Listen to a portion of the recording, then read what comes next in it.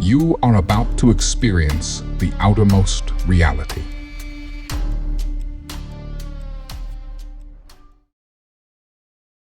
My name is Daniel Alazar, and I'm boarding a plane from Newark to San Diego to attend a technology conference as a guest speaker. I am pushing my luggage up the passenger boarding bridge. A tall, middle-aged pilot stood at the plane's entrance, his striking presence towering above the passengers. He asked me a question as I walked into the cabin. "Are you headed home?" I smiled and said, "No, I'm leaving for business." Walking down the aisle, I noticed the plane was full capacity. Dodging the other passengers, I eventually found my seat. Next to me, a friendly-looking woman settled into the seat beside me. "Hi there, my name is Daniel," I greeted with a smile. "Nice to meet you, Daniel." "I'm Paula." The woman extended her hand for a handshake. It was a relief when I realized that Paula seemed just as approachable as she appeared. "So, Paula, are you heading home or on an adventure?" She smiled. "I'm heading home. I just got done volunteering overseas. I'm a traveling nurse." "How about you?" "I'm headed on a business trip," I replied. That introduction started a fantastic conversation about Paula's volunteering efforts as a nurse. She explained that she is committed to providing help in places that need medical attention. I, on the other hand, spoke about my speaking engagements. I explained that my job was demanding, and the travel expectations had pulled me away from my wife and 5-year-old daughter. After finding common ground and sharing our experiences, Paula asked for a favor. She pointed to the flight attendant, going down the narrow aisle with a cart filled with beverages. "Daniel, I need to use the restroom. When the flight attendant comes by, can you ask for a seltzer water for me?" With a nod, I replied, "I can do that." The tall, red-haired flight attendant pushed her cart beside me with a polite smile and said, "Good afternoon. What can I get you?" I returned her smile. "I'll have cranberry juice, please. And by the way, the woman sitting next to me wanted a seltzer water." The flight attendant looked at me blankly. Then, I noticed a puzzled expression creeping across her face. "Sorry, sir, there isn't anyone in that seat next to you." I pointed to the back of the plane and replied, "Yeah, she got up but asked me to pass her order on to you." "Sir, I'm saying there hasn't been anyone in seat 34B the entire flight. But if you want a seltzer water, I can run to the front and get one." The flight attendant responded, looking annoyed. I kept asking myself, where is Paula? She has been gone for a while now.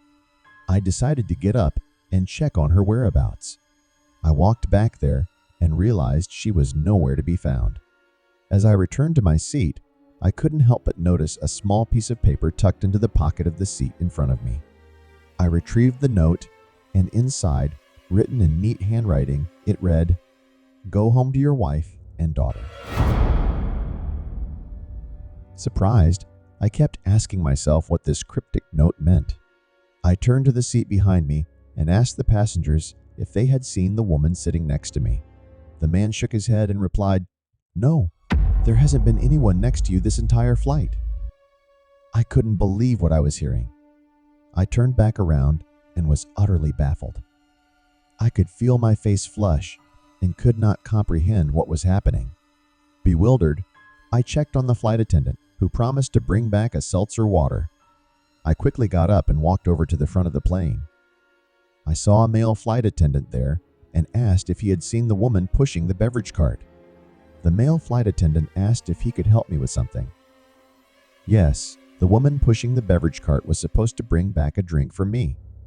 Perplexed, the male flight attendant replied, "Sorry, sir, we haven't yet served this flight with any drinks."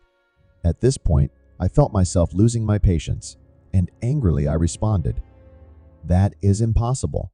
I placed my request to a tall, red-haired flight attendant. He skeptically looked at me and explained, "Sir, we don't have an employee fitting that description. I'm the only flight attendant working here today." The world turned upside down. I blinked rapidly, attempting to make sense of the scene unfolding around me. I walked back to my seat in a foggy haze. With each step, I noticed the curious gazes of my fellow passengers as I realized I had made a scene. I quickened my pace, desperate to return to my seat. With relief, I finally reached my seat and settled back in. I reached into my pocket and reread the handwritten note I presumed Paula had written for me. Go home to your wife and daughter. I was left emotionally drained, unable to make sense of Paula's and the flight attendant's disappearance. Reaching into my backpack for headphones, I wanted to escape to music. Fortunately, I eventually could relax, and I let my mind wander free from the strangeness of this experience. I felt my worries melt away. An hour passed, and I remained lost in the music, oblivious to the world around me. As I slowly opened my eyes, the dim cabin lights of the plane greeted me. My neck felt stiff from sleeping in an awkward position. Confusion washed over me as I glanced around, noticing something was amiss. "Hello?" I cried out, my voice echoing through the empty space. Panic began to rise as I unbuckled my seatbelt and stumbled down the aisle. The entire plane was empty, scattered with abandoned belongings. I quickly slid open the sliding window panel and saw we were still in the air. I asked myself, what happened to all the passengers on this flight? Who is flying this plane? The cabin was eerily silent as adrenaline coursed through my veins. I sprinted to the cockpit, praying a pilot was waiting for me. When I reached the cockpit door, I hesitated momentarily, preparing myself for what might be on the other side. With a deep breath, I pushed the door open. What greeted me was a scene straight out of a nightmare. The same middle-aged pilot who greeted me when I entered the plane looked unconcerned. I screamed, "Captain, do you know all of your passengers on this flight have disappeared?" The pilot's expression was untroubled. "I know, but I only have one question for you, Daniel. Where am I flying you to?"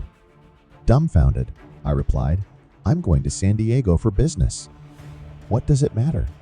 The pilot shook his head with disappointment and turned back towards the control panel. Like a sudden gust of wind, the pilot began to fade instantly, his body dissolving into the air before my eyes. Panic surged through me as I watched in horror, unable to comprehend what was happening. With trembling hands, I reached for the flight controls. I was desperately trying to do anything to keep the plane from crashing. The aircraft began to nosedive, and my attempts to regain control proved futile. I see the ground rushed up to meet us, the earth looming larger and larger with each passing second. With a sinking heart, I realized I would meet my fate.